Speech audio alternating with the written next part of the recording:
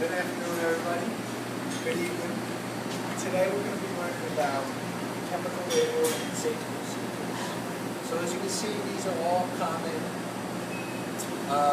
cleaning items that are found in the kitchen, such as sanitizers, soaps, oven cleaners, deep fryer cleaners, greasers, and floor cleaners. Now, each of these chemicals present this hazards. Some of these hazards include skin irritation, infections, burns, respiratory harm. So we can possibly abuse or misuse the chemicals here. Soap detergents can cause skin irritations. Broken skin can be caused by, or can cause burns by sanitizers and greasers. Burns, like chemical burns, can come from oven cleaners, drain openers, and grill cleaners. Respiratory harm can come from chlorine and ammonia products. So in order to avoid these complications, what do we have to do? Make sure that all bottles are properly labeled. You should never rewrite over the original chemical labels. Be sure to read the container labels for improved and proper use of preparation labels. Chemical storage. Chemical storage must be on the lower shelf, below food and food contact surfaces. So a lot of the chemicals I notice are stored on the bottom shelves over there, on the sink, underneath the dishwasher, and the food compartment sink. You'll notice a lot of the bigger gallon drums are stored. Insecticides, pesticides, herbicides, personal medication, first aid kits are stored in separate physical areas, under proper supervision, away from everything else, away from all preservatives. So chemicals in secondary containers must be labeled to identify their content and the associated hazards. Labels important. Why? Why is labeling important? You guys know? So you know what you're using. So you know what you're using. And? You know the hazard. Good. So proper labeling also facilitates quick decision making in actions in event of emergency and avoids the expense associated with handling, management, and disposal of unknown chemicals. The use of empty food containers for storage of chemicals is not recommended. But in dying emergency, you have to use an empty food container for temporary storage. You should thoroughly read all food labels and food references on the container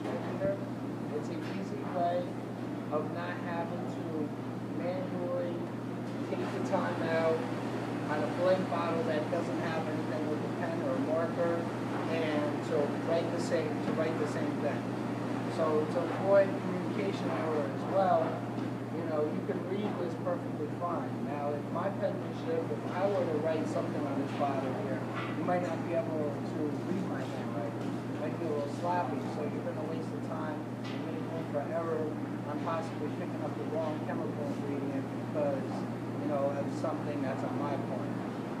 So we always want to firsthand make sure we can label with the correct manufacturer or secondary labels. Products should always be diluted accordingly to the manufacturer's directions. This can be achieved through a variety of methods, including measuring cups, which we have all around here in the kitchen, simple dispensing pumps, which we have here in the back room. Dispensing pumps, there's one pump that pushes out 4 different chemicals, and that takes care of the doors, the multi-surfaces here, windows, and the cooking equipment. For anybody that's not familiar, I'm glad we go back there because Inservice is over and show you guys how to use it.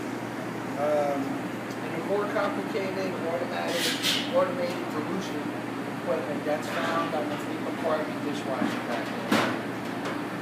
So cleaning personnel should understand that adding extra chemicals, adding an extra amount of concentration doesn't necessarily go better or work faster as opposed to listening to the specifications that's required by the manufacturer when they say use 2 ounces of cleaner for 13 gallons of water. So always take into consideration the specifications and don't go more or less than what's actually required. So these chemicals, they all have a use-by date here, and after this use-by date, the chemicals will begin to lose its strength. Keep that in mind. If you see something, if you see a chemical, if you see an ingredient box that's dusty, check the use-by date just to make sure it's validated because you want to maximize the strength of the fullest potential. Good chemical storage areas that we look for are something, a unit that provides good ventilation, such as open walls, ceilings, windows, something where you can keep the chemicals cool at, solid walls and the rooftop with protective cleaners, solid and proof doors so that bugs won't come in from the outside of the facility, or that the chemicals won't soak through the floor and get into the air. The lighting so you can see where you're going, shelving, cabinet equipment, so you can possibly store the materials, the water supply, having a hose nearby to clean up, cloths and sponges again for cleanup, personal protective equipment such as aprons, respirators, and gloves, and last but not least, you protect your investment by adding a lock to your door. The MSDS sheet is labeled back there. We have a book that's chained up to the wall, and also you can view the MSDS sheet on the internet here on Huntington's website. So you should check this at least once or twice a year, depending how frequently you work, just to make sure that there are no updates since you started working here. Because the MSDS sheet, the focus is on the name of the chemical, the product code, key ingredients, the description, and the properties of the chemical themselves, such as the color and odor, the hazard information about the chemical and its effects on humans, safety equipment to use when handling the chemical, safe methods to store and transport the chemical, and what to do in case of emergency. Real quick, Angela was saying that a lot of people here are using degreasers to actually clean the countertops. I don't know if that's anyone of you guys, but in general, sanitizers are used to clean the countertops. If you see that the countertop is really dirty, you use a degreaser, but you have to go back over it again with the sanitizer. Because if you're just using a degreaser and no sanitizer, you're going to be cross-contaminating the product, the future product that you're going to be putting in the countertop. Also, if you're getting chemicals in your eyes, we have over there at our faucet, we have it's an adapter piece that comes on that allows you to put your eyes allows you to put your eyes over the faucet where you can actually clean your eyes out. And that's about it. As far as looking around, what we saw earlier, Angela and I saw 2 bottles here that didn't have labels on them. Now, being that I only come in once a week, and sometimes I'm not familiar all the way with the chemical equipment that we're using here, I would have a hard time identifying what cleaner is what. So the improper way to the proper way is using chemicals that the chemical labels that are provided by the manufacturer. So now I know what's what. I know that this is a multi-quad sanitizer. I know that this is a degreaser. Active ingredients here you can find on some of the chemicals. The active ingredients, for example, on these hand sanitizer wipes have a ethyl alcohol 65% by volume. So they'll actually tell you what is actually composed of the product, what's actually in the product. And simple directions for both of these. You know, you got your product name here. Okay, you got your directions down here. You got your precautions, your dangers here, and down here at the bottom, you have a list of what would happen if, in case you were to get contaminated.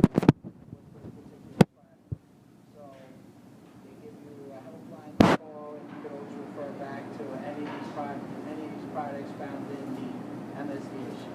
Any questions?